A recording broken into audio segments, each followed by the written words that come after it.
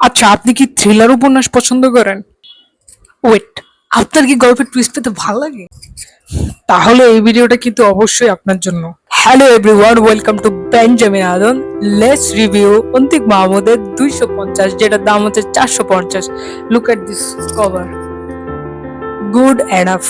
কারণ আমরা সবাই অন্তিক মাহমুদের ড্রয়িং স্কিল সম্পর্কে জানি, বাট অন্তিক মাহমুদের রাইটিং স্কিল সম্পর্কে আজকে আমরা কথা বলবো। আই মিন, জাজ করব। ওকে, সো অন্তিক মাহমুদের ফ্যান যারা আছেন তাদের জন্য বইটা হচ্ছে মাস্ট রিড বুক। বাট যারা অন্তিক মাহমুদের ফ্যান না বাট থ্রিলার পছন্দ করেন তাদের জন্য অবশ্যই বইটা হতে যাচ্ছে একটা মজার একটা বই। সো চলেন আমরা মেইন বুক রিভিউতে যাই। অন্তিক মাহমুদের বইয়ের মজার ব্যাপারটা হচ্ছে যে আপনার সিদ্ধান্ত, আপনার গল্প, কনসেপ্টটা। এইখানে কি হয় যে আপনি যখন বইটা পড়তে থাকেন তখন আপনার সামনে এরকম একটা পর্যায়ে যে চ্যাপ্টার আসে যে 1 নাম্বার, 2 নাম্বার নাকি 3 নাম্বার, আপনি ওভাবে অধ্যায় চুজ করে আগাইতে থাকেন গল্পের। এভাবে করতে করতে গল্পের এন্ডিংটা দেখা যায় যে 3বার বা 4 রকম ভাবে হয়ে থাকে। সো যে জিনিসটা মজার, মানে আপনি যেভাবে আগাবেন ওভাবে আপনার গল্পের এন্ডিংটা হবে। সো আমি তো একবারই পড়ি অ্যান্ড আমার এন্ডিংটা দেখা যায় মানে আপনি যখন বইটা পড়তে যাবেন আপনার মন মতো ইচ্ছা মতো স্যাড এন্ডিং, হ্যাপি এন্ডিং দুইটাই আনতে পারবেন আপনার ইচ্ছা মতো। So this is good. এটার জন্য আমি অন্তিক মাহমুদকে বলবো যে ইউ আর ক্রিয়েটিভ। আমি এরকম সিদ্ধান্ত গ্রহণের যে বইগুলো এটা আমি অন্তিক মাহমুদের পড়ছি, অন্য কারোটা পড়ি নাই। সো আমার কাছে এটা খুবই ভালো লাগে। নেক্সট যে বিষয়টা সেটা হচ্ছে আমরা ক্যারেক্টার বিশ্লেষণে যাই। গল্পের মেইন 3টা ক্যারেক্টার আছে, শ্রাবণী, রাব্বি আর শ্রাবণীর বাবা তৌফিক সাহেব। শ্রাবণী হচ্ছে একটা ইউনিভার্সিটির স্টুডেন্ট যাকে তার বাবা মনে করে যে গুড ফর নাথিং নর্মালি, কিন্তু শ্রাবণী সবসময় চায় তার বাবাকে এটা প্রুভ করতে যে আমি গুড ফর নাথিং দা, আমি ভালো, আই মিন আমি এনাফ গুড। ওকে, এবার নেক্সট হচ্ছে আমাদের রাব্বি। রাব্বির কাহিনীটা হচ্ছে রাব্বি একটা অফিসের head or officer something, and রাব্বির একটা সুপার পাওয়ার আছে, সেটা হচ্ছে যে রাব্বি সময় আটকে ফেলতে পারে। আই মিন, আপনাকে কেমনে বুঝাবো, লাইক রাব্বি কোন একভাবে টুইস্ট, চোখের পলক দিয়ে টুইস্ট করলো অ্যান্ড সবকিছু আটকে গেলো, লাইক এরকম এরকম। সো রাব্বি আবার সময় আটকে কাহিনী হচ্ছে না, সে হচ্ছে যে নড়াচড়া করতে পারে না, সে শুধু সময় আটকে দেখতে পারে আশেপাশে এই টাইপের, বাট সে কোনো নড়াচড়া করতে পারে না। এখন আসি আমাদের তৃতীয় ক্যারেক্টার তৌফিক সাহেবের কাছে। তৌফিক সাহেব হচ্ছে একটা সায়েন্স ল্যাবের মালিক।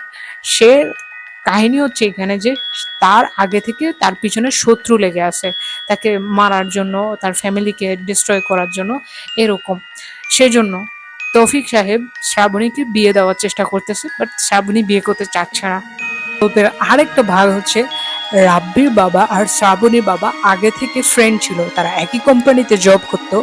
আর পরবর্তীতে রাব্বির বাবা মা একটা ট্রাক অ্যাক্সিডেন্টে মারা যায়।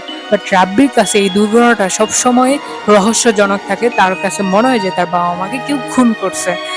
আর এদিকে শ্রাবণীর বাবার পিছনে যেহেতু শত্রু লেগে আছে, তাদেরকে মারার জন্য থ্রেট দিচ্ছে, তাই তার বাবা চাচ্ছিল শ্রাবণীকে বিয়ে দিয়ে সেফ রাখতে। সেজন্য তিনি ঠিক করছে রাব্বির সাথে শ্রাবণীর বিয়ে দিবে। এখান থেকে আমার পরবর্তী গল্পের টুইস্ট যাবে। অ্যান্ড সত্যি বলতে গল্পে অনেক টুইস্ট আছে, আপনার কাছে অনেক ভালো লাগে। মানে গল্পের মোড়ে মোড়ে এমন এমন জিনিস ঘটবে আপনি যেটা মানে চিন্তা করবেন না, বাট এমন এক্সপেকটেশন রাখেন না যে ওয়ার্ল্ড ক্লাস থ্রিলার টাইপের কিছু একটা। আমাদের দেশের একজন কার্টুনিস্ট, মানে কার্টুনিস্টই তো, হ্যাঁ, অন্তিক মাহমুদ যে এত ভালো লিখতে পারে, ওই হিসাবে আমার কাছে মনে হয় যে আপনার এই বইটা পড়া উচিত। Antik Mahmud such a creative person. And by the way, Antik Mahmud, তুমি যদি এই ভিডিওটা দেখো, ওকে, আমার সাথে কোলাব করবা। আর অন্য কি দিয়ে করবা? বই দিয়ে করবা, কারণ তুমি তো প্রতি বছর বই লেখো। ওকে, দ্য নেক্সট থিং আমরা যেটা বলতে যাচ্ছি, আমি আর কিছু এক্সপ্লেনেশন দিতে যাচ্ছি না, কারণ অন্তিক মাহমুদের ব্যবসায় মানে লাল বাতি ধরানোর দায়িত্ব আমার না। বইটা কিনবেন, অবশ্যই পড়ে মজা পাবেন, এটা আমি গ্যারান্টি দিতে পারি। অ্যান্ড আপনারা যারা এই বইটা পড়ছেন তারা হচ্ছে যে আমাকে কমেন্ট করে জানাবেন যে আপনাদের রেটিং কি। আমার রেটিংটা আমি জানাচ্ছি, তার আগে আমি যে বিষয়টা বলতে চাই যে এই বইটা পড়ে আমি কি কি জিনিস শিখছি। আমরা প্রত্যেকটা বই পড়ে কিছু না কিছু জিনিস তো শিখি, তাই না? তো এই বইটা আমি যে জিনিসটা শিখলাম সেটা হচ্ছে যে সেলফ রেসপেক্ট। তারপর হচ্ছে নিজেকে সবসময় মানে নিজের ড্রিম ফুলফিল করার জন্য নিজের বেস্ট ট্রাইটা করা।